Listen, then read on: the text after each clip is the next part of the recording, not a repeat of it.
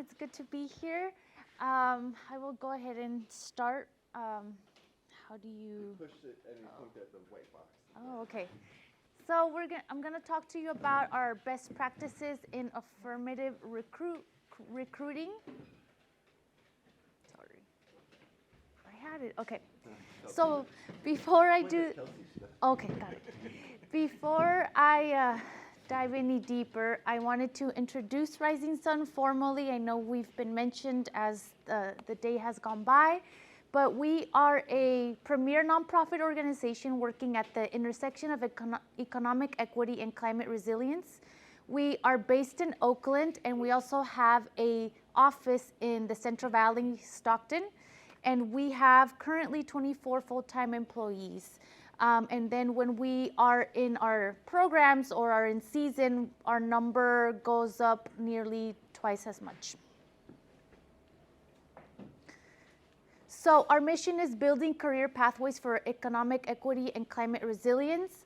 At Rising Sun, we offer 2 programs and an extension program. So one of them that we have is called Opportunity Build, which is a pre-apprenticeship job training program for adults. It's 18 and up. So essentially, we offer a free construction training program to adults that are at least 18 and up. The only requirement to join this free program is for you to have a GED and commit to the 10 weeks of the program.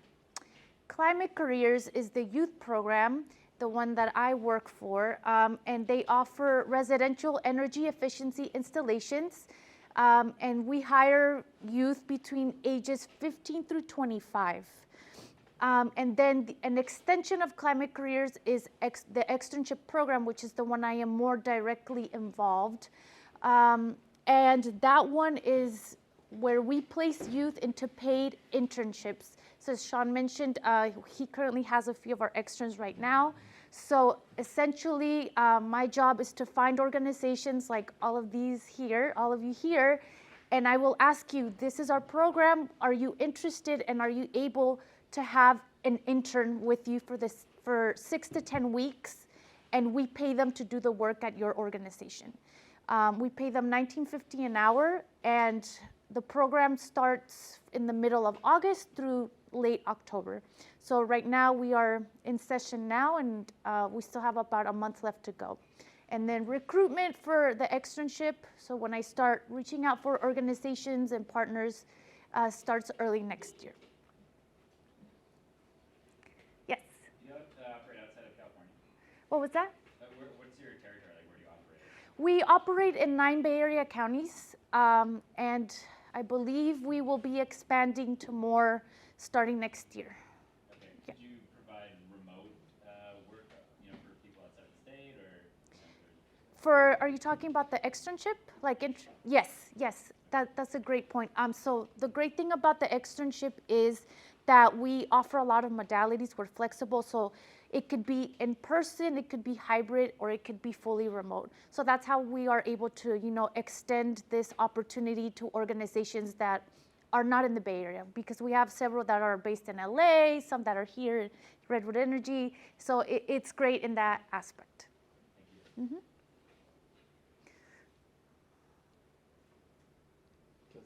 Sorry. Okay. Okay. So when we are recruiting for Climate Careers specifically, these are all the places that we go to. We are seen everywhere in the community. You can find us at farmers markets, schools, school districts, libraries, community events, food pantries, festivals in the community, career fairs, recruitment fairs, county. We send out county mailers, so we're really everywhere. We really are where the community is at. And then in terms for Opportunity Build recruitment, these are the folks that we work closely with and are also, in community with. So this would be Alameda County Family Justice Center, the Oakland Housing Authority, Tradeswomen Inc., Alameda County Social Services Agency, the West Oakland Neighborhood Center, Building Opportunities for Self-Sufficiency, Rubicon. We also work a lot with county jails and prisons because we also work with the reentry population as well. And I'll provide more statistics on that. Oops. So some statistics for our youth program, Climate Careers, 94%, these are from last year, 94% of the youth that we work with, 38 of them were employed as energy assistants in 2022, and for 94% of them, it was their first ever green job. So that is our intention at Rising Sun, is that, we hire them as young as 15, and we are aware that they don't have experience, and this is more of a earn it as you learn opportunity for them. So, so for many of them, this was their first green job at Rising Sun. 100% of our youth come from low-income households. 92% of our youth have reported an increase in professional skill development after they complete their time at Rising Sun. And 43% of the youth plan on continuing to work in the clean economy, which is, another great thing, They got exposed to it and they're like, wow, I want to do this, For Opportunity Build, so last year we were able to enroll 57 participants. So we have several cohorts in the year. We are unique in the sense that we also offer an all-women's cohort. We want to have more women in the trades and construction workforce. So every February through May, we just have a class that is just for women, and the other 2-3 cohorts that we have are co-ed. Last year, 86% of our participants graduated, and 71% of them began jobs or further training immediately after. 100% of them came from low-income households, and 84% of them identified as people of color. 63% of them identified as women or non-binary, so we really strive to also have more women in this particular workforce. And 39% of them were justice system impacted individuals.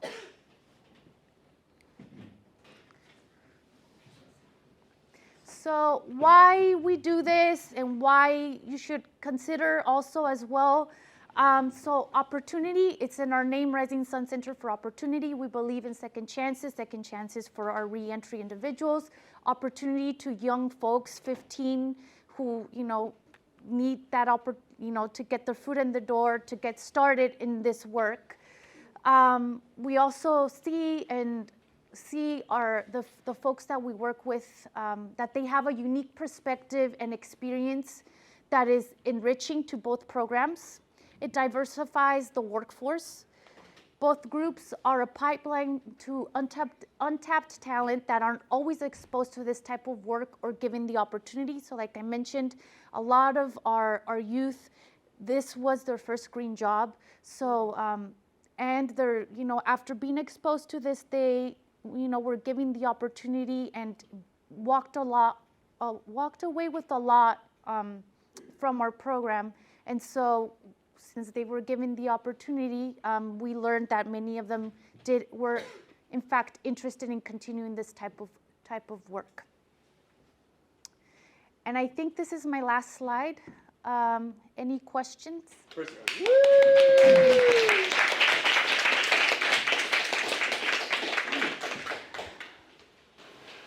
Okay, so affirmatively recruiting. So you go out and you put yourself out in the community. Yes. And how do you, if you do, recruit specifically for women or people of color? Like, what is that conversation like? How do you effectively do that? Yeah, so we, that's just something, let me think. I think that's just something that naturally comes up. We are, everywhere in the community intentionally where we can find them. So that's just something that comes up, and that is something that we just let know, like, that, we are, it doesn't matter, like, if you have a record or anything like that, like, we immediately share that with them, like, this is available to you, and if you're interested, you should, follow up with us. So, like, we, from the get-go, like, let them know, like, that they're all essentially welcome, regardless of, what barriers they may feel like they have, that they won't be accepted into a job or a program like this. Yes. In Richmond, city of Richmond, there's an office called the Office of Community Wealth Building, and I'm not quite familiar with the Bay Area at all, really, but they have job career fairs, and I see that you have job career fairs and engagement opportunities. Do you ever work with city offices to pair interns with city offices for more policy-related engagement? I'm just trying to get an idea of what type of work the fellows carry out. Yeah, last year we partnered with the city of Richmond with their transportation department. So we have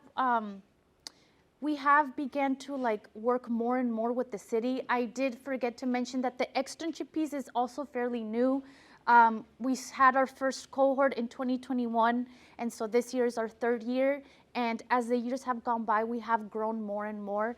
And this year, we did get involved with other cities as well. This year, we're also working with the city of Healdsburg, which is in Sonoma County as well. So yeah. Love the presentation. 2 questions. First one, are you working with Alex Torres at Winter at all in Southern California? So Winter's Women in Non-Traditional Employment Roles. For folks that aren't familiar with them, Alex does amazing work. But she trains and provides resources to female contractors in construction, and she also has an MC3 program. So I feel like you guys just have a natural kind of nexus there.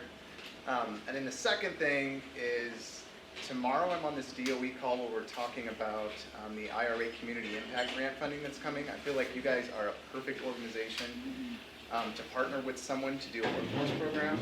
So I would just be curious if there's anyone, for folks that aren't familiar, that's $2 billion that's coming. The NOFO's coming out pretty soon, but amongst the eligible activities are workforce development, and climate adaptation and resiliency projects are like the main focus. So any kind of workforce training in this kind of space, green construction, there's requirements around partnering with CBOs. That's why I think you guys would be a great prime for one of these big awards, and then we could probably give you a manufacturer, or you guys already have relationships with the trades. But yeah, that funding's coming up, and you guys should be getting some of that. Okay. Thank you. Yes. Thank you. Yes, Devon. It seemed like you naturally already had that rapport with the community as far as recruiting people that have issues. And would that, if I want to get that same effect, would it be ideal and good for me maybe to partner with say an agency that works with those youth that get in trouble? Because that's that's like an actual agency that you have to deal with, where to tether and come in and do the drug testing. So maybe partnering with an entity like that would allow us to kind of have that.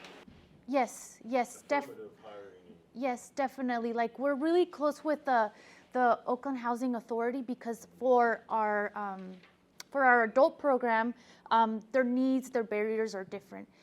There's a lot of housing insecurity, there's all of these things, and the Oakland Housing Authority is just one of those that we are very close with, and they're always like, hey, you should attend this or attend that. So almost all of the events that they are at, we're also at. So yes, definitely find yourself something where you can find an organization that is working with the population you're striving to work for, and essentially become besties with them, really.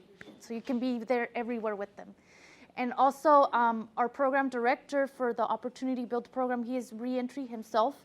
So he also has a lot of connections as well.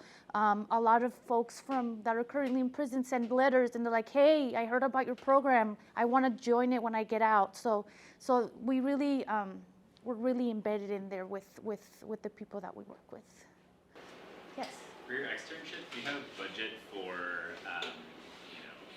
computer equipment, stuff like that, or is that something that's generally anywhere? Great question. Yes. So we typically, since they are a Rising Sun employee, technically, we pay them, we handle all the HR stuff, everything like that, and we also provide them with, a laptop essentially.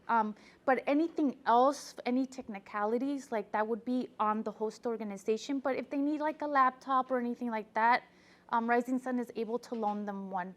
Yeah. Yes. I would love to help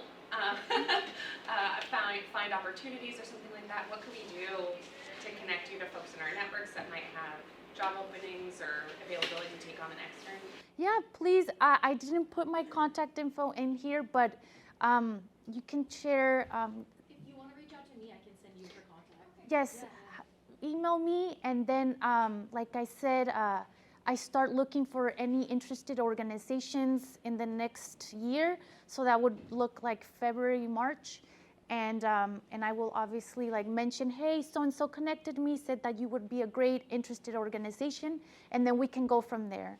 And then in terms of getting the folks who've been in the Opportunity Build program jobs afterwards, are you connected at all with the utilities, or what kind of roles are they looking to go into?